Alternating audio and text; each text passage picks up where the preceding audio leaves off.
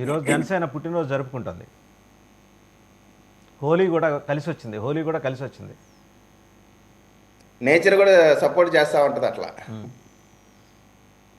Okay, ముందుగా ప్యానెల్లో ఉన్న సభ్యులకి, 99 టీవీ వీక్షకులకి, వాసుదేవన్ గారికి శుభోదయం.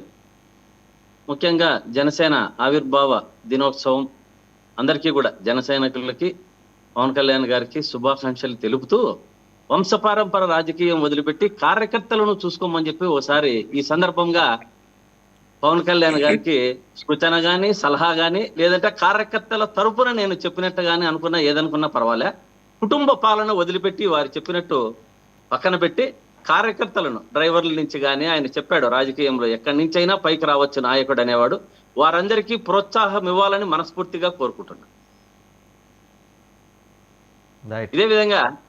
అదేవిధంగా వసుదేవన్ గారు, మనం ముఖ్యంగా మనం మాట్లాడుకుంటే మనలోని అంశాలు మీరు ఇంకా అడగకపోయినా కూడా ఇంకా నెక్స్ట్ నేను కొంచెం ఇంకొక వేరే దేవాలయానికి వెళ్ళాలి. నా యొక్క దీన్ని కాశిరెడ్డి నాయన ఆశ్రమం గురించి మీరు ప్రధానంగా మనకు ఈరోజు కొంచెం మాట్లాడుకుంటున్నాం.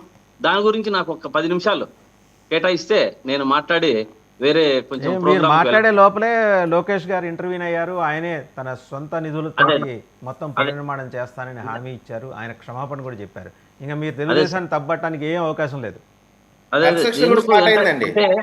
అంటే అట్లా కాదు వసుదేవన్ గారు, తప్పు పట్టడానికంటే ఇప్పుడు రాష్ట్రంలో తప్పులు చేయడం, క్షమాపణలు చెప్పడం ఆనవాయితీగా మారిపోయింది.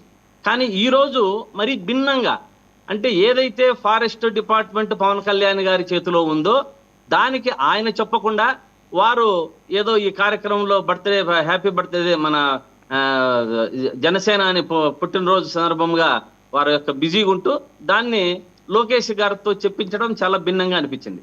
కాకపోతే ఒకటి గుర్తుపెట్టుకోవాలి, రాష్ట్రంలో అతి పెద్ద ఆశ్రమం అది. అంటే కాశిరెడ్డి నాయన ఆశ్రమం అంటే దీన్ని కక్షపూరితంగానే దీన్ని కూల్చివేశారు అన్న అంశాలను దీంట్లో తీసుకోవాలి. ఎందుకంటే దాని వెనక రెడ్డి అనే ఒక నామ్ చోట సౌండ్ బడా, ఆ రెడ్డి అనే దానికి భయపడిపోయారు.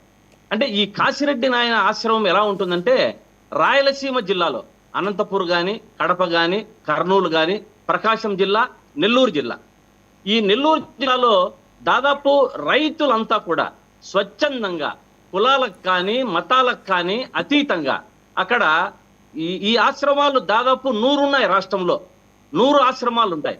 ఆయన దాదాపు నాకు తెలిసి మొదటిగా మన నంద్యాలలో ఒక చోట స్టార్ట్ చేశారు.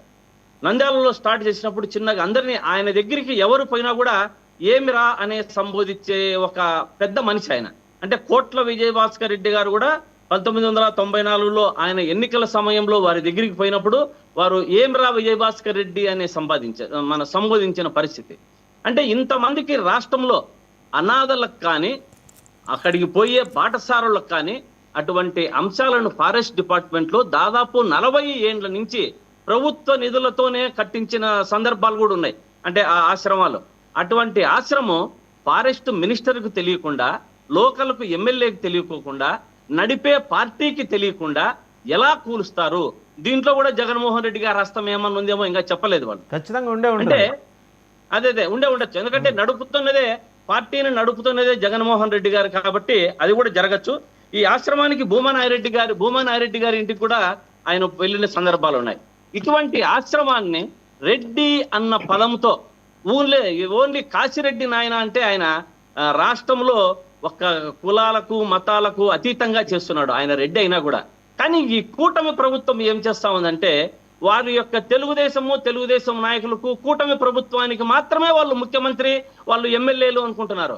ఇంత పెద్ద ఆశ్రమాన్ని, ఇన్ని ఉన్న ఆశ్రమాన్ని, కూటమి ప్రభుత్వం వారికి చేయడం చాలా నిజంగా బాధాకరమైన విషయం. దీన్ని ప్రతి ఒక్క భక్తుడు కూడా అవినాష్ రెడ్డి గారు మాట్లాడారు. ఒకసారి చూద్దాం ఆయన ఏం మాట్లాడారు. మీ ఎంపీ అవినాష్ రెడ్డి గారు అక్కడికి వెళ్ళారు. ఆయన మాట్లాడిన చూసి మళ్ళీ మీ దగ్గరకు వస్తాం ఒకసారి. ఈ ప్రాంతానికి సంబంధించి, జ్యోతి క్షేత్రానికి సంబంధించి దాదాపు ఇక్కడికి రావడానికి రోడ్ ఏదైతే ఉందో ఒక 3.26 హెక్టేర్స్ రోడ్డు. ఆ రోడ్ అయితేనేమి, జ్యోతి క్షేత్రంలో జరిగిన నిర్మాణాలు దాదాపు 9.72 హెక్టేర్స్ మొత్తం కలిపి 12.98 హెక్టేర్స్. ఇదంతా కూడా అటవీ శాఖ నుంచి డైవర్ట్ చేసి ఈ గుడికి యాజమాన్యానికి అందించండి.